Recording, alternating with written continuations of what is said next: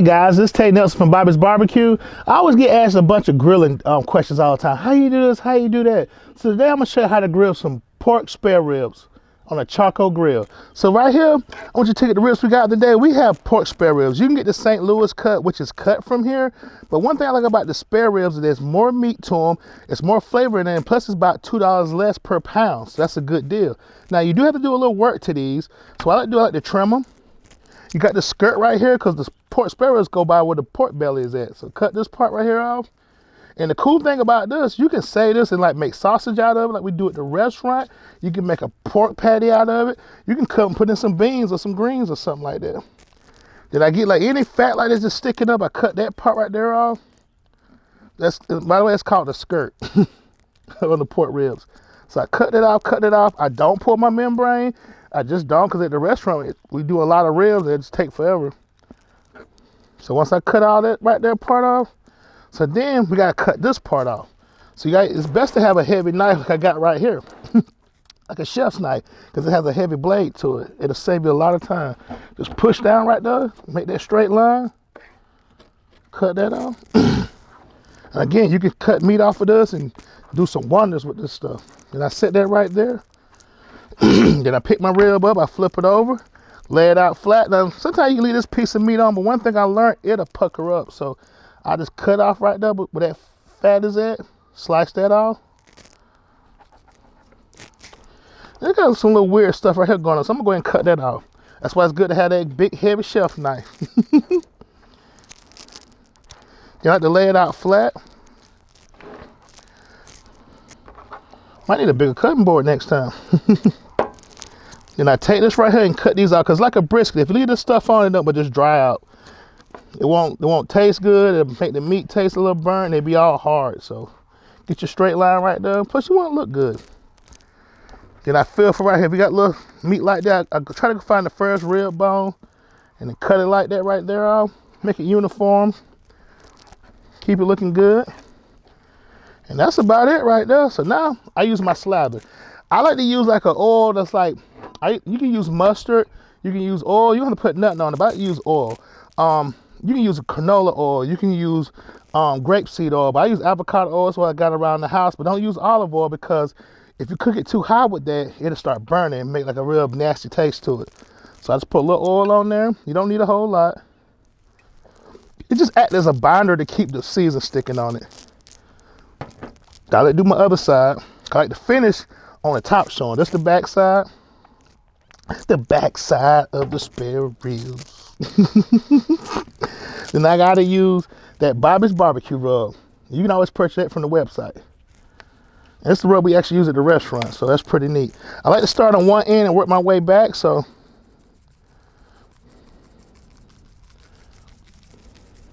Give it a little shake, make sure we get it all out, even.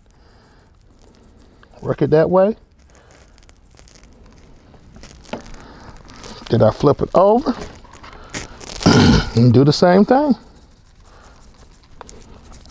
And like I said, you don't need a ton of seasoning. Like some people, they put like so much on there, but you still want to taste the meat too. And I just pat it down, keep it in place.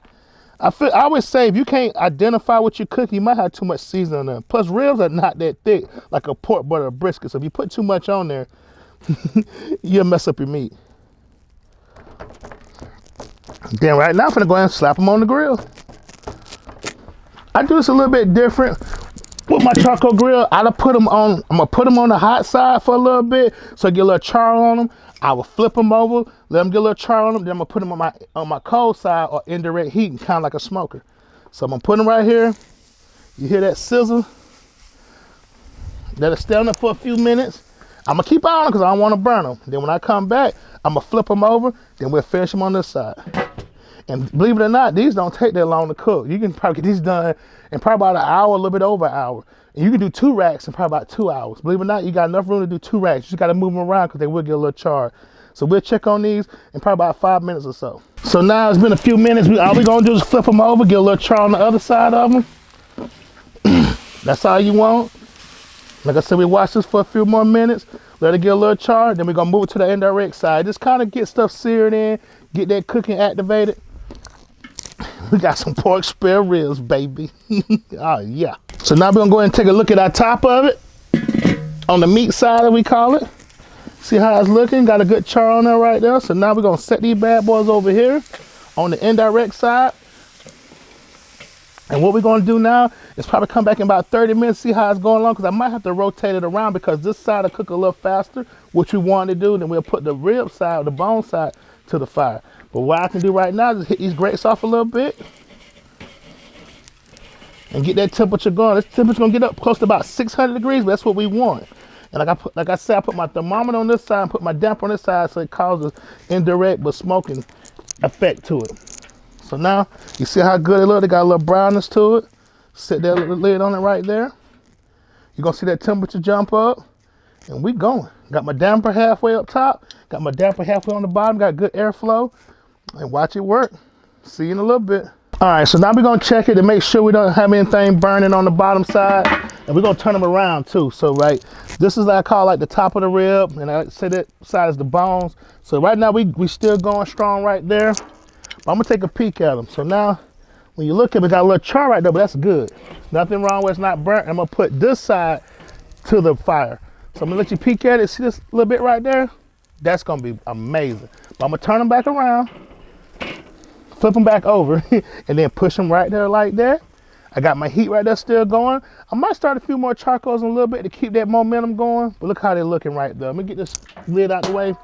You see that beautiful color? And they're coming right along. And like I said, I have done 2 racks on here. You just gotta move them around some because they will burn a little bit, but nothing to mess up the meat. And you can push the charcoals more to this side and give you more real estate.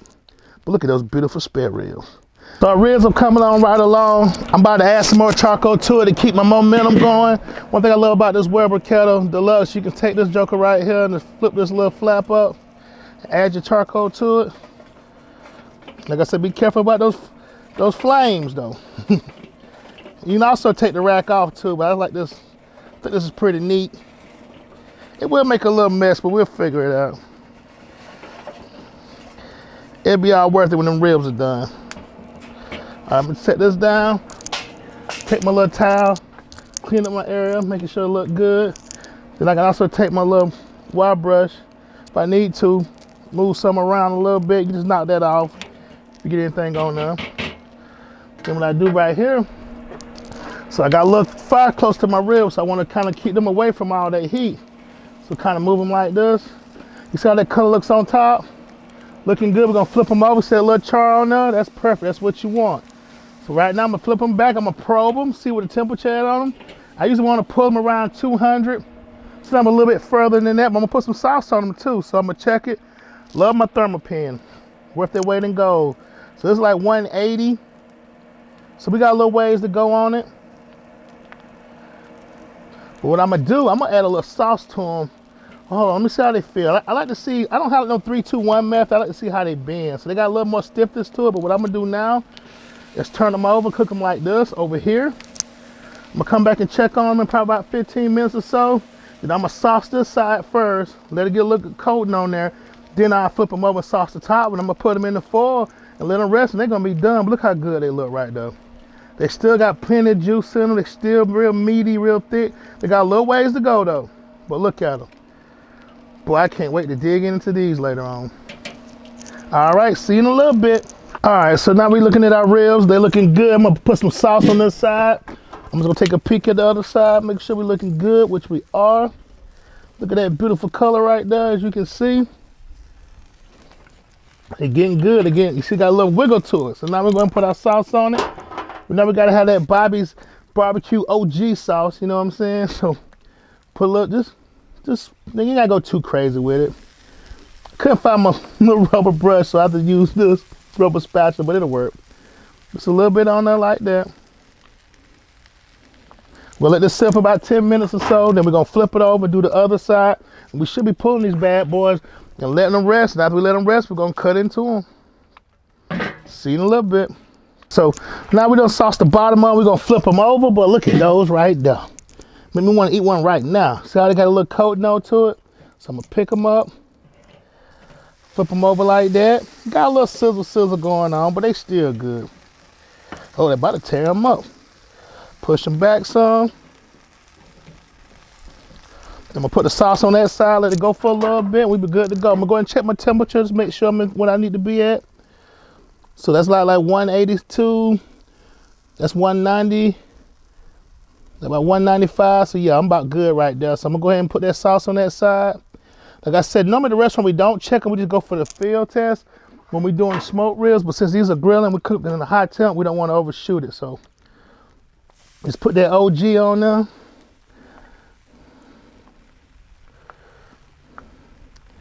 Let's say you ain't gotta go too crazy with it. It'll spread around. Plus we'll put some on there later on. I just like to put a little coat on them. Then we take these off, they be going in the foil. We're gonna take them off and let them rest, and that's gonna be it. See you in a little bit.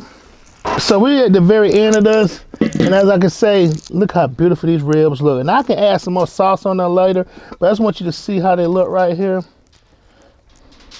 Just look how they bend right there. Don't go nowhere, foil. I need you. Foil try to take off on me. And all I'm gonna do is pull these off so they can rest some. And then once they rest, let some of the juices start to relax back in there. And then I just put them on the cutting board and cut them. Now look at that, beautiful right there. So you can tell how the meat right there starting to come loose, how it's bending right there. They let you know they're done too. And if you want to probe them, they should be a little bit over 200. I would say anything north of 200. Because you want to have those meat fibers to break down. And that's like right here, this 201, 202, something like that. That's all you wanted at right there. But just so you know, like that's what you wanted at, like a little bit over 200. Well, that's a little bit down right there, but you get the gist of it. See right there, 202. So that's all you gotta do. So with that being said, we're gonna let these rest. I'm gonna wrap them in the foil, let them finish resting out. And then once they get done with that, I'm gonna cut them and let you see what we done, what the finished product is. I seen a little bit. All right, guys, so this is the moment we all been waiting for to finish this pork rib lesson. Look at that right there. All they did was rest it some. Just look at that. So I'm gonna pick them up, put them on the cutting board. We're gonna see what we got going on here. Look at that side right there, looking good. Got a little char, but that ain't gonna hurt you. Setting it down right there. Gotta be careful about ready to lick my fingers. So now, just take my knife. You can use my serrated knife like we use at the restaurant, or you can just use a regular old shelf knife. So I take that right there.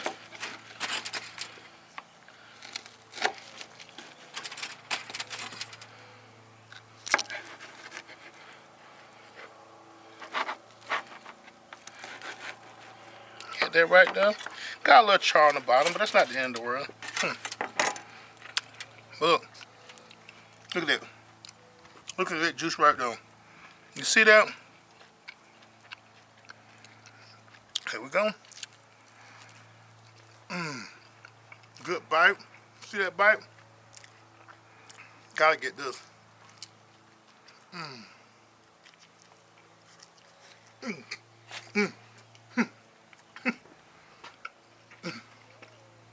Man, that's good. Look at that rib right there.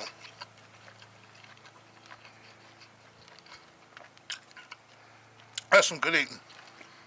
I hope this video helped you. I got sauce and grease on my face. Please keep in touch. Leave your comments in the comment box and just help spread the word, man. Bobby's Barbecue, grilling with Tay. And get some seasoning from our website so you can pull this off. Keep it smoking.